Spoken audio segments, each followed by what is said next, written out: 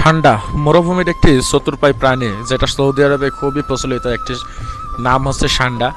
আর ষান্ডা মূলত মরুভূমিতে পাওয়া যায়, অনেকটা দেখতে বাংলাদেশে গুই সাপের মতন দেখা গেলেও এটা কিন্তু সৌদি আরবে সৌদিরা খাবার হিসেবে গ্রহণ করে।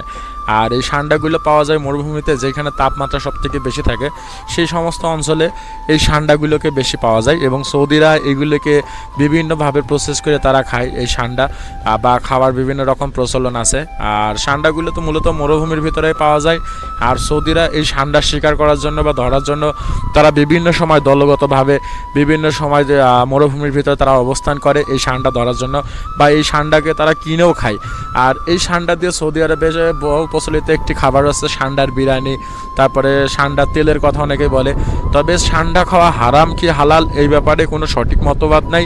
সৌদিরা এটাকে খাবার হিসেবে গ্রহণ করে। আর ষান্ডা মূলত দেখতে অনেকটা গুই সাপের মতন দেখা যায়, মূলত এটা গুই সাপ না, এটা হচ্ছে আপনার মরুভূমির একটি চতুর্পাই প্রাণী।